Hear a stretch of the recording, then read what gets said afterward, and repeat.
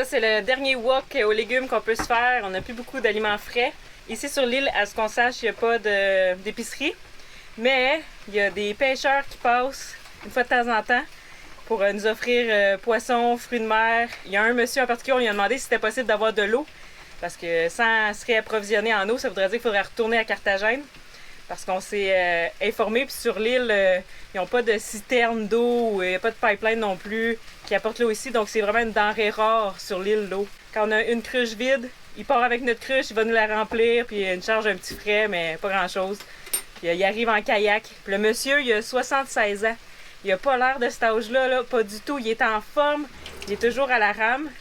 Il a quasiment un six-pack, là, c'est fou, là. Puis fait que là, on va passer notre canage. Là, on vient d'ouvrir une grosse canne d'Edaman. On va manger notre canage, puis on va s'informer que le pêcheur, peut-être que pour avoir des légumes, là. Mais sinon, on a du canage en masse. Gracias!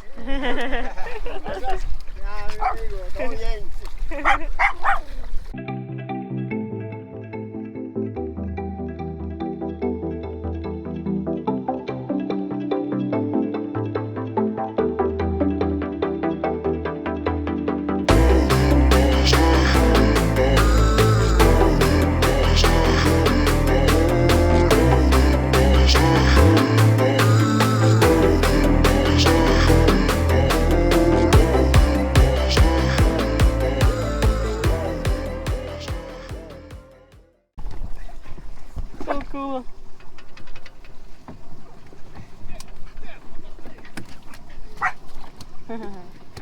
Gracias. ¿Tiene pescado? Pargo. Ah. Deux, ouais. Bah, deux, c'est bon. Gracias, Ok. gracias. Gracias. ¿Cuánto cuesta? Para todos. Papaya. Papaya. Agua. Agua. Pargo.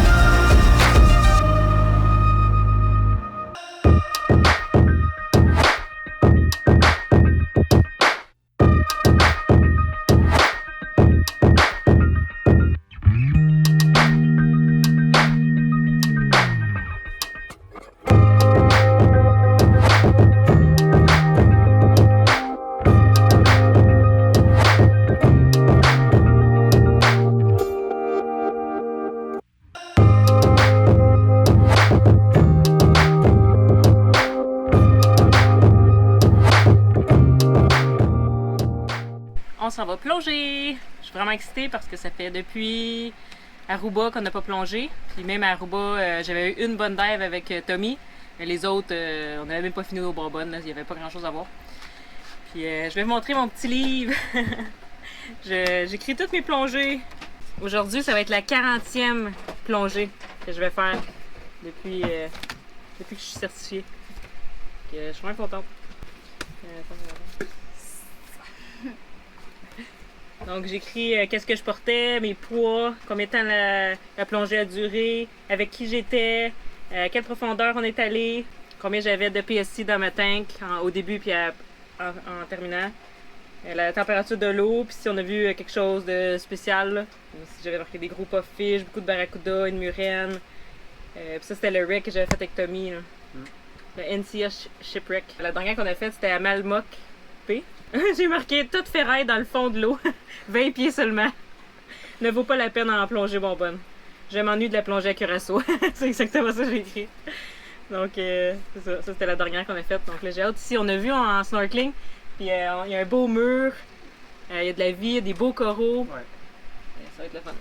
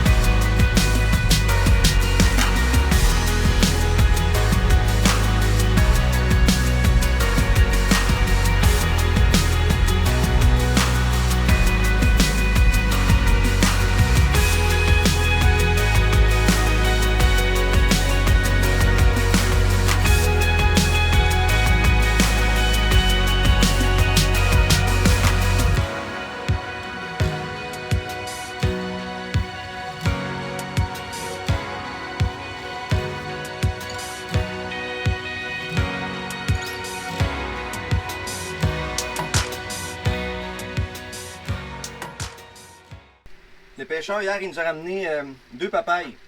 Là, j'ai demandé quand est-ce qu'il était pour être prêt. Hoy ou mañana, aujourd'hui ou demain. Il m'a dit mañana. Je trouvais qu'elle avait l'air un peu jaune. Habituellement, elles sont rouges. Mais il a tellement raison, là. Je sais pas si c'est une papaye plus naturelle poussée sur l'île que les papayes en magasin, mais elle est vraiment bonne. Puis elle est jaune. Ou il y a 2 sortes de papayes, là.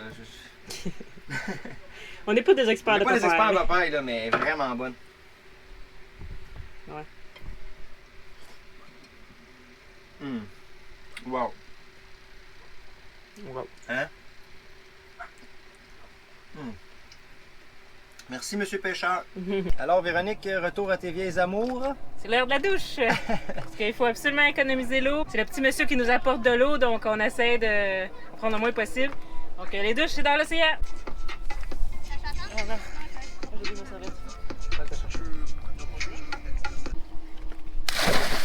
On a laissé notre dinghy au restaurant. On a pris un petit drink là, puis le propriétaire nous a indiqué était où le chemin pour aller jusqu'à la plage.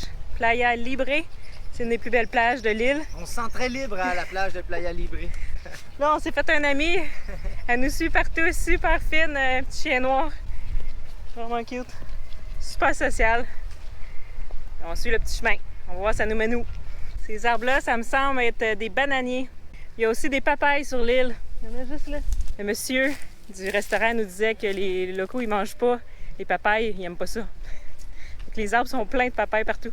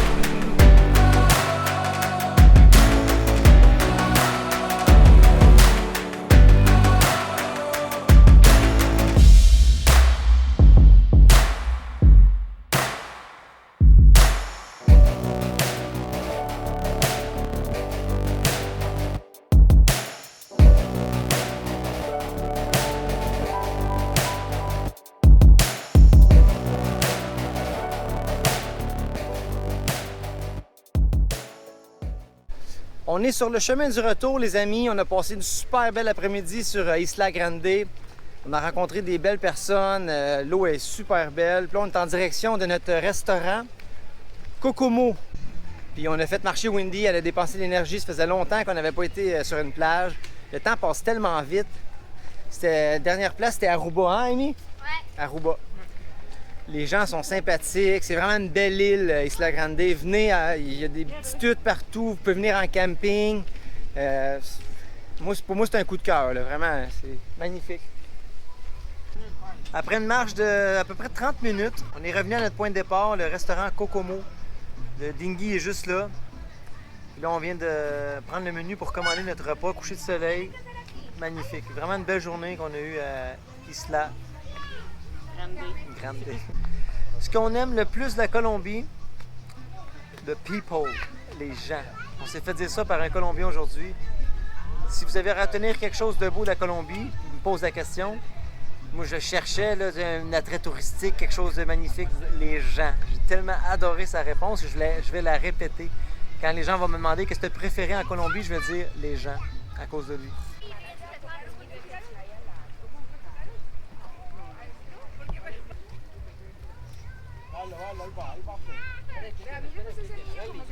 Roller, roller, roller, roller, roller, roller, roller, roller, roller, roller. Woohoo! Nice! Wow! Délicieux. On vient de recevoir les entrées. Un petit peu fromage avec une sauce.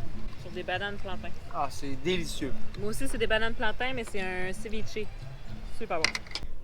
On a beaucoup aimé Isla Grande, mais c'est déjà le temps de quitter. On a passé quelques jours ici. Puis là, on s'en va à la baie de Colón. C'est un ami qui nous a dit d'aller là. C'est une baie où il y a de la bioluminescence. Tu la vois de ton bateau. On détache le mooring, puis on y va!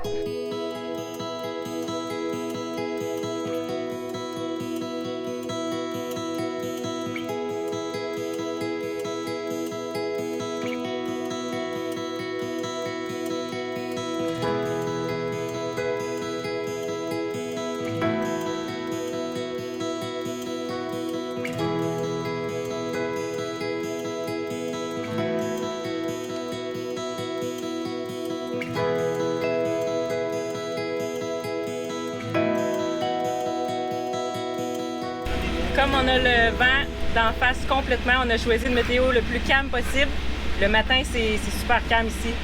C'est pour ça qu'on part tôt. Comme vous avez vu, là, on voit le fond de l'eau. C'est vraiment calme. Il reste juste 5,4 milles. Et, ça va nous prendre environ 1 heure. Tu vas pouvoir aller faire ton rôle de l'interphase.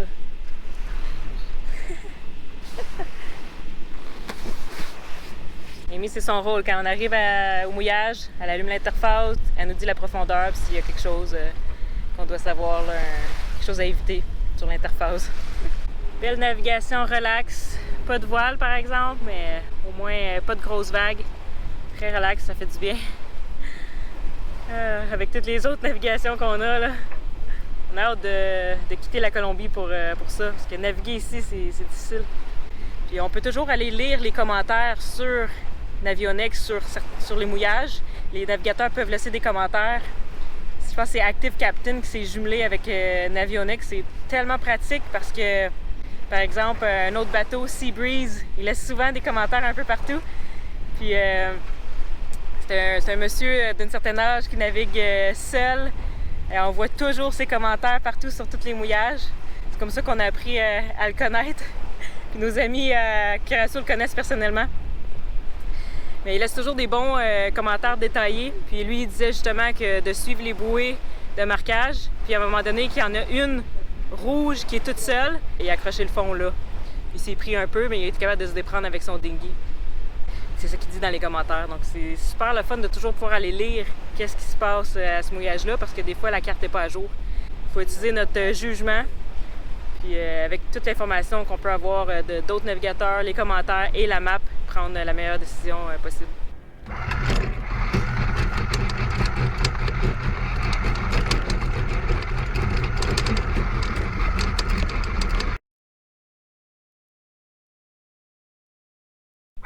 C'est vraiment une belle baie calme. L'eau est quand même visqueuse un peu, là, fait que sûrement qu'ici il y en a de la bioluminescence, mais là on est aux moitié de croissant de lune. Donc ça doit être pour ça que c'est encore trop éclairé. Il faut vraiment une nuit noire pour pouvoir voir ça. Une prochaine fois. Tu peux y aller, Pat! Attends, ça va pas être trop dur, là? Ouais. Oh yeah! Prends tes mains, Jay! Ça va pas trop sale? Parfait!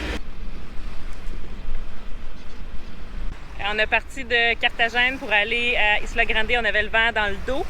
Donc là, pour remonter à Carthagène, on a le vent d'en face. Donc on a pris une fenêtre météo le plus calme possible, qui ait le moins de vent possible contre nous. Puis on va peut-être pouvoir avoir une petite angle. On va voir. Ça a l'air quand même calme, là. Il n'y a pas de vagues, ben. C'est parfait.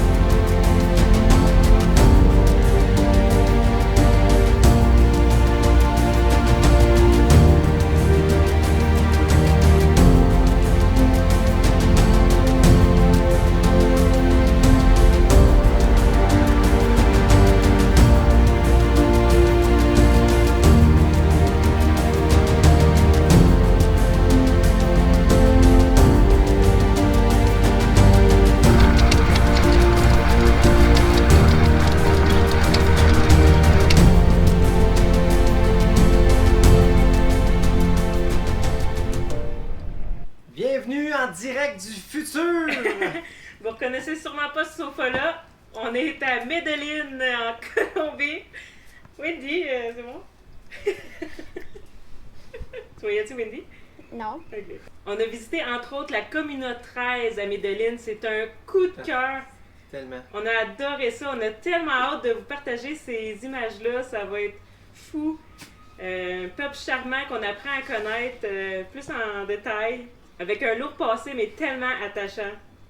Puis ceux qui veulent en connaître davantage sur notre quotidien, on vous invite à rejoindre notre groupe Facebook Patreon. C'est des images qu'on publie là-dessus chaque jour qui se retrouveront à nulle part ailleurs. Ouais, souvent, là, ces vidéos-là, ces photos-là, vous les verrez jamais ailleurs que sur ce groupe-là. Donc, si vous voulez plus d'informations en temps réel, on publie beaucoup là-dessus. Donc, venez nous rejoindre. On aimerait souhaiter la bienvenue à nos nouveaux Patreons cette semaine qui sont Marc Cadieux et Brigitte Cotte. Merci! La semaine prochaine, on prend l'avion avec Wendy en direction de Medellín, une ville pleine d'histoires avec un lourd passé, mais un futur prometteur. À la prochaine!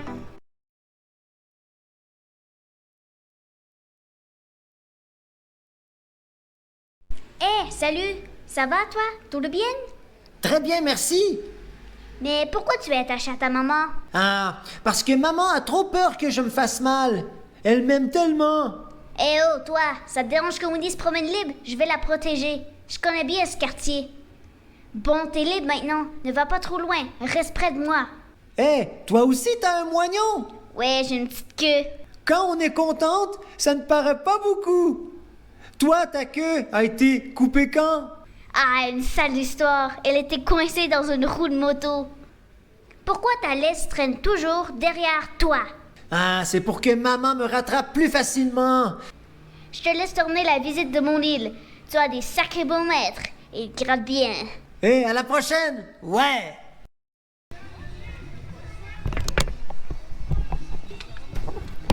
Oups, ça filme encore, 5 minutes.